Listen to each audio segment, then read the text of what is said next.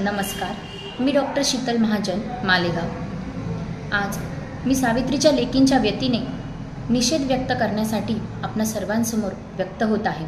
मी एक डॉक्टर असूनही 31 वर्षीय महिला मोमिता देबीनाथ हिच्यावर जो प्रसंग आला तरीही आपला समाज शांत कसा काय हाच विचार करते।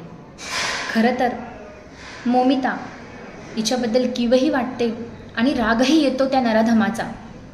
आज आपली मोमिता सावित्रीबाईंमुळे ती लिहू वाचू लागली, आनंदीबाईंमुळे ती स्वप्नही पाहू लागली। खूप शिकायचे, खूप मोठे व्हायचे, डॉक्टर व्हायचे आणि दाखवून द्यायचे या समाजाला।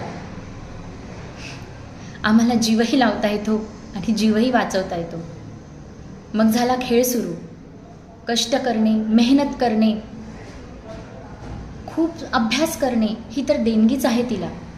पण तिचं स्वप्न, तिच्या ध्येयाची वाट तिला अपूर्णच सोडावीशी लागली। दिवस रात्र मेहनत करून ती मेरिटमध्ये येते। नीट, UG, PG क्रॅक करून डॉक्टर पण होते। लहानपणी पाहिलेलं स्वप्न पूर्ण करते। आई वडिलांची मान ती अभिमानाने उंचावते।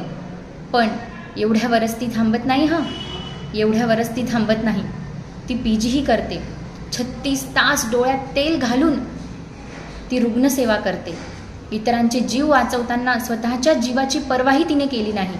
पोटात अन्नाचा कण नाही, हातापायाला थार नाही, डोळ्याला डोळा नाही, मेंदूला आराम नाही। जिद्द थकत नाही रे तिची, पण शरीर मात्र थकते। जिद्द थकत नाही तिची, पण शरीर मात्र थकते। मग क्षणभर विश्रांतीसाठी ती आडोसा शोधते। आडोसा, होय आडोसाच। कारण सोय नाही ना आपल्याकडे, सिस्टीम नाही आपली भारी, बाकी काही नाही। नारे लावण्यात हुशारी, बेटी बचाव, बेटी पढाव, बेटी बचाव। अरे पण बेटी कशी काय बचाव ते काही माहीत नाही राव। मग मिळेल त्या जागेवरती डोके टाकते। पण तिथेच काळी सावली येते। सावली नाही, तिथे तर एक जिता चाकता नराधम येतो आणि तुटून पडले तिच्यावर आसमानापरी।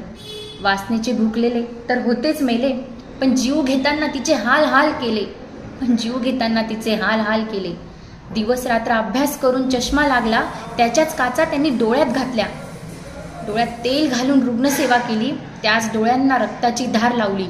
अभिमानाने अंगावर ॲप्रॉन चढवले, त्याच अंगावर एक कपडा नाही ठेवला। जिचे पाय इस्पितळात वन फिरले, तेच पाय तोडून काटकोनात आणले। जी शरीर रुग्णसेवा वाहिली, ज्या शरीराने रुग्णसेवा वाहिली, त्या शरीराला रक्ताने न्यायले। किती यातना झाल्या असतील तिला, विचारही करवत नाही। पण सिस्टीमला मात्र आपल्या त्याचं काहीच पडलेलं नाही।